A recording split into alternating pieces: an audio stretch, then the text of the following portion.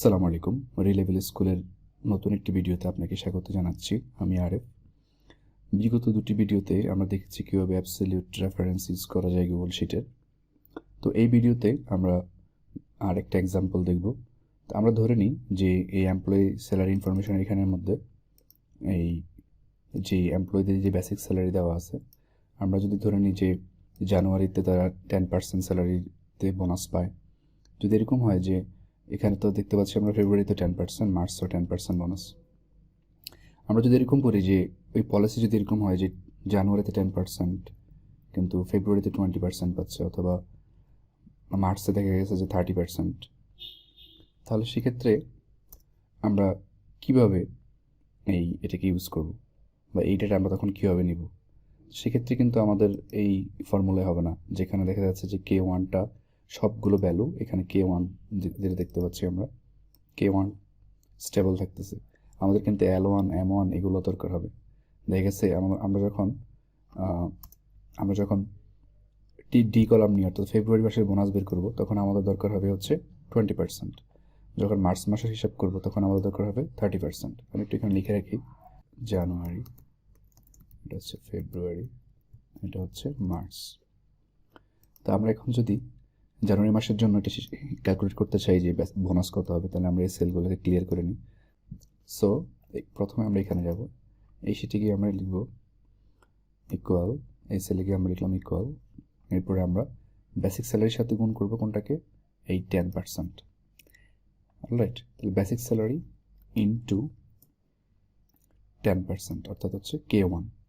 এখন আমরা যেটা দেখলাম কিছুক্ষণ আগের ভিডিওতে, সেটা হচ্ছে যেহেতু আমরা এই ফেব্রুয়ারির জন্য বের করব, মার্চের জন্য বের করব, সেক্ষেত্রে দেখা গেছে আমাদের বেসিক স্যালারি কলাম যেন পরিবর্তন না হয়, আমাদের ওদিকে খেয়াল রাখতে হবে। সো কলাম যেন পরিবর্তন না হয়, এই জন্য আমি যেটা করবো সেটা হচ্ছে B2 ক্ষেত্রে এখানে বির আগে একটা, আমরা কলামের আগে একটা $সাইন দিয়ে দিব। সেক্ষেত্রে আমরা কী করতে পারি, আমরা যদি F4 প্রেস করি তাহলে আসবে দুইটা $সাইন, আরেকবার প্রেস করলে আসবে একটা $সাইন, কিন্তু এটা হচ্ছে রো এর জন্য। আমরা চাচ্ছি যে কলামটাকে লক করতে, অর্থাৎ কলাম যাতে সেমই থাকে। সেক্ষেত্রে আরেকবার আমরা F4 ক্লিক করব, প্রেস করলে হবে $B2। আচ্ছা, এখন এই পার্টের জন্য আমরা কি করতে পারি, এই পার্ট যেহেতু আমরা দেখতে পাচ্ছি যে আমাদের কলাম কিন্তু একই থাকতেছে না, কলাম কিন্তু আমাদের চেঞ্জ হচ্ছে, ঠিক আছে, কিন্তু রোটা একই থাকতেছে। আমরা এক্ষেত্রে K1 এর ক্ষেত্রে আমরা এখন পুরা সেলটা F4 দিয়ে পুরা এভাবে না করে আমরা যেটা করব, আমরা আবার F4 প্রেস করব। F4 আবার যদি আমরা প্রেস করি তাহলে দেখতে পারবো এখানে আমাদের এই রো এর আগে দিয়ে একটা $সাইন বসলো। অর্থাৎ এই সিচুয়েশনে আমরা যদি এভাবে ইউজ করি, কে এরপরে $সাইন দিয়ে এরপরে 1 ইউজ করি, এই ক্ষেত্রে দেখা যাচ্ছে যে আমাদের কি হচ্ছে, কলামটা চেঞ্জ হবে কিন্তু রোটা চেঞ্জ হবে না, আমরা যখন এই ফর্মুলাটাকে ইউজ করব। সো আমরা এখন এন্টার দিচ্ছি, এন্টার দিয়ে এবার আমি দেখি এটাকে হ্যান্ডেলটাকে ধরে নিচে ছেড়ে দিচ্ছি, তাহলে দেখা যাচ্ছে যে আমরা 10% পাইলাম জানুয়ারির ক্ষেত্রে। অলরাইট, এবার আমরা দেখি ফেব্রুয়ারির ক্ষেত্রে 20% হয় কিনা। সো আমরা এখান থেকে ড্র্যাগ করে এখানে ছেড়ে দিচ্ছি, হ্যাঁ 20% হয়ে গেছে, রাইট। 9,000-এর 20% হচ্ছে 1,800। আমরা দেখি এটাকে ড্র্যাগ করে নিচে ছেড়ে দিই, দেখা গেছে যে 12,500-এর 20% 2,500, 12,000-এর 20% 2,400। আচ্ছা, তাহলে আমরা যদি এটা মার্চে অ্যাপ্লাই করতে চাই, জাস্ট পুরোটাকে সিলেক্ট করে আমরা এটাকে টেনে এখানে ছেড়ে দিলাম, তাহলে দেখা যাচ্ছে মার্চের ক্ষেত্রে 50% হয়ে গেল, 30% হয়ে গেল, বেসিক স্যালারি 30% হয়ে গেল। আমরা এখন যদি একটু চেক করি যে ফর্মুলাটা কাজ করছে কিনা, সেটা হচ্ছে এই সেলের ক্ষেত্রে B4 into K1, B4 into হচ্ছে K1, আর এই সেলের ক্ষেত্রে কী হচ্ছে B4 ইন্টু M1, রাইট, যেটা হওয়ার কথা ছিল মার্চের ক্ষেত্রে।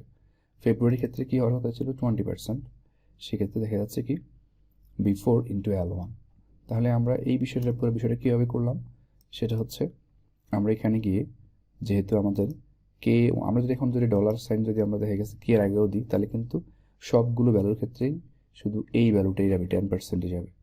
যেহেতু আমরা চাই যে রোগুলো সব, অর্থাৎ 3টা কলামের জন্য 3টা ভ্যালু আসবে, এই যে 3টা কলামের জন্য 3টা ভ্যালু আসবে, তাহলে কিন্তু আমরা এই কলামের আগে দিয়ে কিন্তু $সাইনটা ইউজ করতে পারবো না। তো আমরা কী করলাম, শুধুমাত্র রোর আগে দিয়ে $সাইন ইউজ করলাম। দেন হচ্ছে আমরা জাস্ট এই ফর্মুলাটাকেই পুরা শিটের মধ্যে যতটুকু আমাদের দরকার পুরোটার মধ্যে জাস্ট আমরা এটাকে হ্যান্ডেল দিয়ে পুরোটাকে ড্র্যাগ করে পুরোটার মধ্যে ফর্মুলাটা দিয়ে দিলাম।